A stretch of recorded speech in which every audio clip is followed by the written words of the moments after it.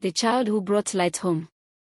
In the small village of Irepidon in Nigeria, there lived a boy named Toby Adewale. Toby was 12 years old. He was thin but strong, with bright eyes full of ideas. He lived with his mother, Mama Ronk, and his little sister, Kemi. Their father had died when Toby was still small. Mama Ronk sold vegetables in the market. She worked hard, but money was never enough. Their house was small, made of mud, and the roof sometimes leaked when it rained.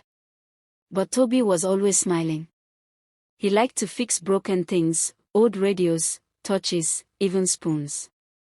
His father had left behind a rusty toolbox, and that was Toby's favorite treasure. One evening, as the sun went down, Toby sat behind their house with some wires and bottles. Kemi watched him curiously. "What are you doing, Toby?" she asked. "I want to make light," he said. He worked until his hands were dirty. Then the small bulb flickered on. Kemi clapped her hands and shouted, "It's working." Toby smiled. "Now you can read at night." When Mama Ronk saw the little lamp glowing, her heart filled with pride. In that small light, she saw hope. At school, Toby loved science. His uniform was old, but his mind was sharp. When the headmaster said there would be a science competition, Toby was excited. The students were told to make something useful using old or thrown-away materials. Toby thought about how his village often had dirty water. Many children got sick because of it. He wanted to fix that. He looked for bottles, sand, and pipes from the rubbish dump. For days, he worked quietly, building a small water filter. On the day of the competition, the other children laughed when they saw his project. "What is that?" they said. But when Toby poured dirty water through it, clean water came out. The judges were surprised. "How did you learn this?" one asked. Toby smiled shyly. "I fixed a radio, sir. I had a program about clean water and tried to make my own." The judges clapped. "You are very clever, young man." Toby won the first prize.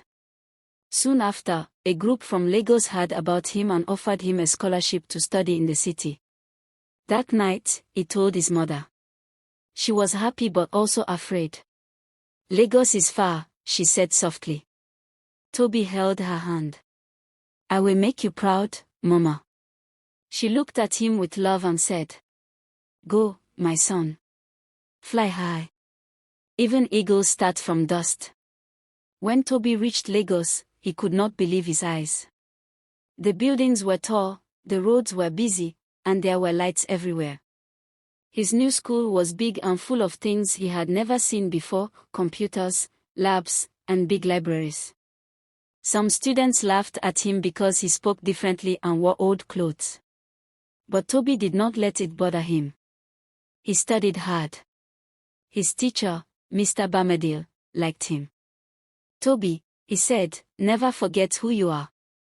Great things can come from small places." Toby worked on many science projects. One day, he made a solar cooker for a big competition, but it failed. The judges shook their heads. His heart broke. He wanted to quit.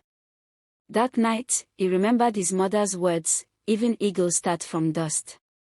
He decided to try again. Years passed. Toby grew taller and wiser. He studied harder than ever and built a solar water purifier, a simple machine that cleaned water using the power of the sun. He showed it at an international fair in Kenya. People from many countries came to see it. When Toby's name was called as the winner, he could not stop smiling. He thought of his mother, his little sister, and his small village back home. He knew what he had to do next.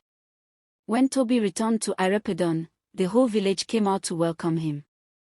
Drums sounded, children ran beside his car, and women danced. He rebuilt his mother's house and brought solar lights to every home in the village. He also opened a small learning center where children could learn about science and building things. Standing before them, Toby said, "I was once like you, poor and dreaming. But dreams can grow anywhere, even in the dust. Mama Ronk smiled, tears of joy in her eyes. My son, she said softly, you have brought light home. That night, the whole village glowed under the new lights. Toby looked up at the stars and whispered, Thank you, Mama. From dust, we rose. Now our light shines for all.